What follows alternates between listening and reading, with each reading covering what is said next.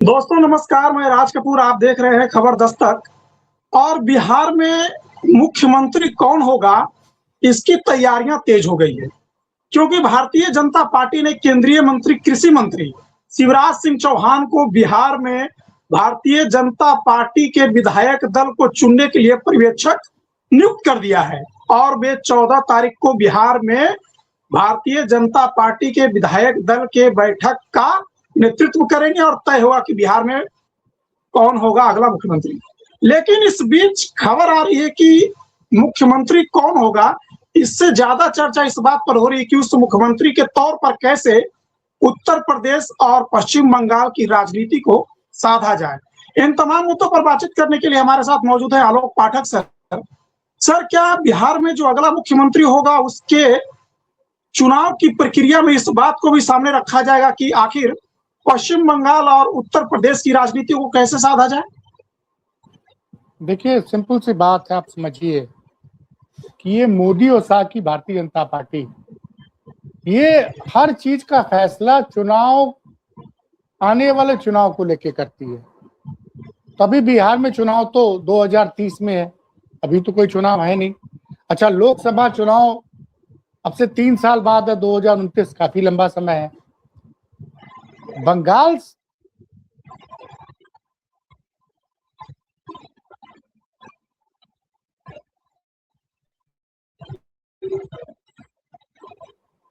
बंगाल में चुनाव जीतना चाहती है भारतीय जनता पार्टी। इसी पे लोगों ने कहा कि अचानक से नितिन नवीन को भारतीय जनता पार्टी का राष्ट्रीय अध्यक्ष बना दिया गया, क्योंकि बड़ी संख्या में बंगाल में बंगाली कायस्थ बड़ी संख्या में है।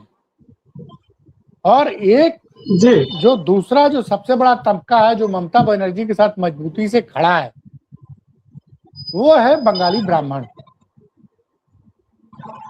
और वहां पे बड़ी संख्या में SC ST भी है, दलित समाज भी है। अब ये जो मास्टर स्ट्रोक चला है भारतीय जनता पार्टी ने कि OBC समाज के दिग्गज नेता जा रहे हैं शिवराज सिंह चौहान। और एक बात मैं बता दूं, जो मैं कहूंगा शायद लोगों को विश्वास न हो, लेकिन मुझे लगता है कि बीजेपी का टॉप मैनेजमेंट अब धीरे धीरे शिवराज सिंह चौहान को नरेंद्र मोदी की जगह प्रधानमंत्री बनाने के लिए तैयार कर रहा है। उसका कारण समझिए राज कपूर जी, जिस तरह से उनको कृषि मंत्री बनाया गया, पहली बात। और अब बिहार जैसे राज्य में वो पर्यवेक्षक बन के जा रहे हैं।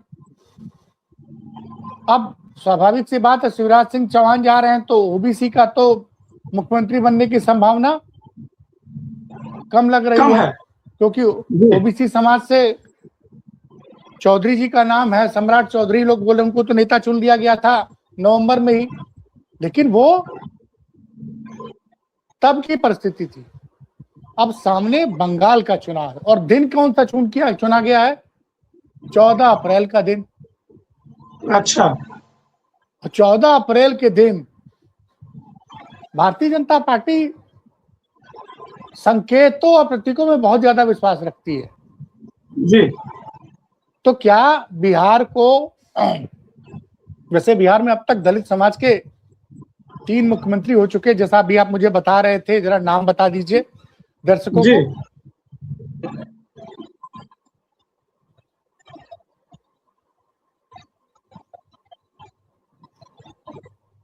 एक तो कांग्रेस ने किसी शास्त्री जी को बनाया था जी, बिहार में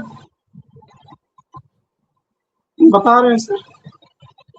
एक तो शास्त्री जी को बनाया था कांग्रेस ने, बाद में राम सुंदर दास बने थे, और नीतीश जी ने जीतन राम मांझी को लगभग 18 महीने तक मुख्यमंत्री बनाया था। जी, यही 3 लोग थे। तो ये 3 लोग थे। तो अब भाजपा अब किसको बनाएगी, ये थोड़ा चौंकाने वाला है, क्योंकि भारतीय जनता पार्टी में क्या होता है ये मोदी युग में सबने देखा कि किस तरह से जब मध्य प्रदेश में भारतीय जनता पार्टी ने ऐतिहासिक जीत हासिल की तो निवर्तमान मुख्यमंत्री शिवराज सिंह चौहान को हटाकर मोहन यादव को बना दिया गया मुख्यमंत्री। उसी तरह से जब 5 साल बाद सत्ता में वापसी होती है छत्तीसगढ़ में, तो रमन सिंह की जगह एक आदिवासी को विनोद कुमार साय है ना शायद नाम, उनको छत्तीसगढ़ का मुख्यमंत्री बनाया गया जी। और राजस्थान में तो पहली बार के विधायक विष्णुदेव साय, हाँ, और राजस्थान में तो सत्ता में वापसी हुई और चुनाव हार गई थी पिछली बार 2018 में भारतीय जनता पार्टी, 2023 में जीतती है तो वसुंधरा राजे की जगह नाम आता है भजन लाल शर्मा का, जो पहली बार के विधायक थे। तो अब जो समझ में आ रहा है, अब पता नहीं मैं सही हूँगा कि गलत, इसका तो फैसला अब आज 12 तारीख हो गई है, अगले 48 घंटों पे इसमें से पर्दा हट जाएगा। क्योंकि 14 अप्रैल का दिन है, बंगाल में संभवतः 21 तारीख या 23 तारीख को पहले दौर का मतदान है और जो तमिलनाडु है, तमिलनाडु में भी एनडीए गठबंधन मजबूती से लड़ रहा है। वहां पे बीजेपी की भूमिका बहुत सीमित है, मुख्य भूमिका एडीएमके की है।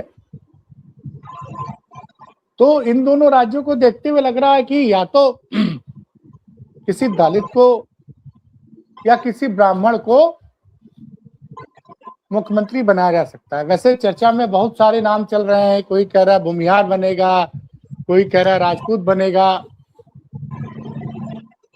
तो ये बड़ा, लेकिन अब एक चीज तो क्लियर हो गई ना कि बीजेपी ने अपना पर्यवेक्षक का नाम बता दिया। अब ज्यादा दिन बचा नहीं है, 14 तारीख को ये पता चल जाएगा कि बीजेपी की तरफ से मुख्यमंत्री कौन बनने जा रहा है। लेकिन जो मेरा अपना अनुभव कहता, आप जो कह रहे हैं कि 14 तारीख का जो दिन तय किया गया है, उससे जो एक मैसेज दिया जा रहा है, क्योंकि 14 तारीख को डॉक्टर भीमराव अंबेडकर का जन्मदिन है, तो क्या ये बात में दम है या फिर एक अटकलों का केवल बाजार है कि दलित मुख्यमंत्री हो सकता है या फिर ब्राह्मण मुख्यमंत्री हो सकता है? क्योंकि अगर दलित होगा तो यूपी को साधा जाएगा और ब्राह्मण होगा तो पश्चिम बंगाल को साधा जाएगा। नहीं, आप गलत हैं। दलित भी बंगाल के लिए बहुत महत्वपूर्ण है, क्योंकि दलित वोटर जो आप देख रहे हैं कि भाजपा का वोट परसेंटेज 2014 के बाद से 2019 के लोकसभा चुनाव या 2020 के विधानसभा चुनाव में, 21 के चुनाव में जो बढ़ा था, उसका एकमात्र कारण था कि बड़ी संख्या में दलितों ने भारतीय जनता पार्टी गठबंधन के पक्ष में वोट दिया था, जो कि 38 से 41-42% के बीच में था। और तो अगर दलित को बनाती है तो भी बीजेपी में वहां पे अपना पॉलिटिकल माइलेज उठाना चाहेगी। और चूंकि वहां पे ब्राह्मण समाज पूरी मजबूती से ममता बनर्जी के साथ खड़ा रहता है कि ममता बनर्जी खुद ब्राह्मण समाज से आती हैं, तो उसमें सेध लगाने के लिए, देखिए यहाँ बिना किसी राजनीतिक लाभ को लेकर कोई फैसले नरेंद्र मोदी और अमित शाह नहीं करते जी। ये लोग ऐसे नहीं है कि आपका फैसला कर देंगे। लेकिन ये जरूर लग रहा है कि अब किसी ओबीसी के मुख्यमंत्री बनने की संभावना कम लग रही है। लेकिन ये अब आपका दी एकदम में नहीं, कोई जानता नहीं भैया। हाँ, अच्छा, एक चीज जो लोग कह रहे हैं कि शिवराज सिंह चौहान पर्ची में नाम लिख के चले गए हैं, वो घोषणा कर देंगे, लेकिन मुझे लगता है कि ये सही नहीं है। मुख्यमंत्री कौन बनने जा रहा है, इसको ये कम से कम नीतीश जी और जेडीयू के 2-3 जो बड़े नेता हैं, आप बिहार को ज्यादा अच्छी तरह जानते हैं, आप बताइए कि जो केंद्र से कोऑर्डिनेट कर रहे हैं, उन नेताओं को तो पता होगा कि कौन मुख्यमंत्री बनने जा रहा है। कौन नेता है जो नीतीश जी के बड़े करीबी हैं और केंद्र के भी बड़े करीबी हैं?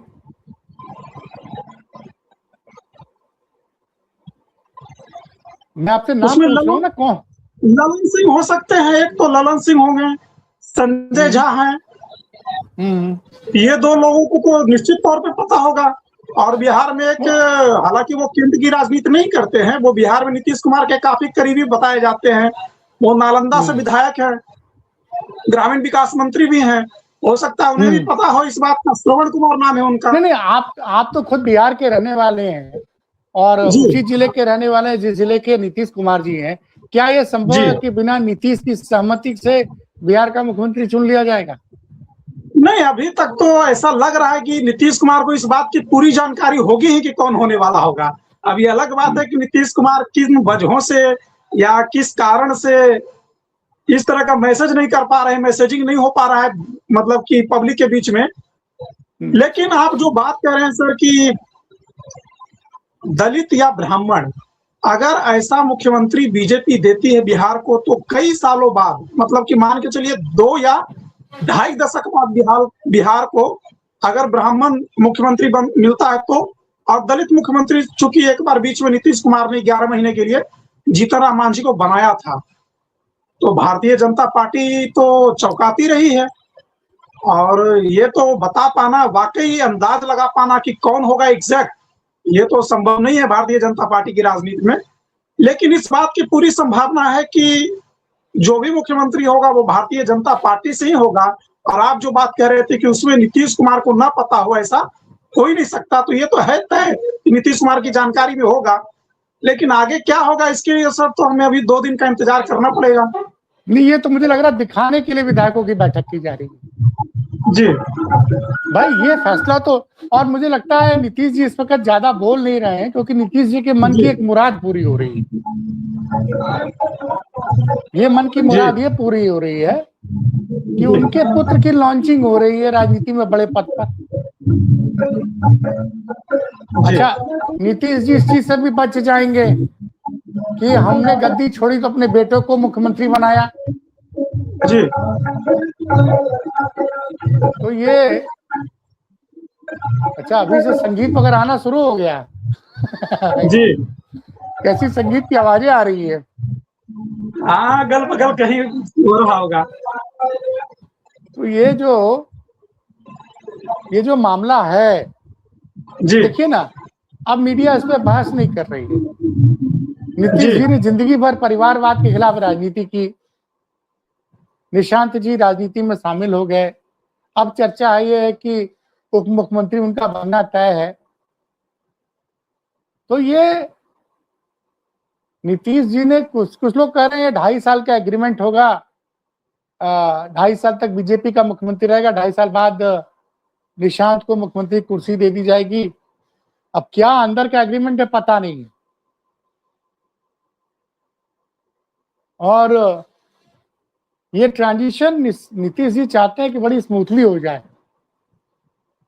वो कह सके भाई मेरा निर्णय नहीं है, पार्टी का निर्णय था, विधायकों का निर्णय था कि निशांत उप मुख्यमंत्री बने। और ये जो कहानी हो रही है इस पे कोई चर्चा नहीं कर रहा है। अगर क्षेत्रीय पार्टियों में परिवार का ही आदमी आगे बढ़ेगा तो परिवारवाद की, मतलब कांग्रेस देख लीजिए, वही क्षेत्रीय पार्टियों की बात हो गई है। लालू की पार्टी के नेता तेजस्वी बनेंगे, मुलायम सिंह की पार्टी के नेता अखिलेश जी हैं। अखिलेश जी के बाद अब लोग कह रहे हैं क्योंकि बड़ी बेटी अदिति बनेगी, क्योंकि डिम्पल का राजनीति में बहुत ज्यादा दिलचस्पी दिख नहीं रहा।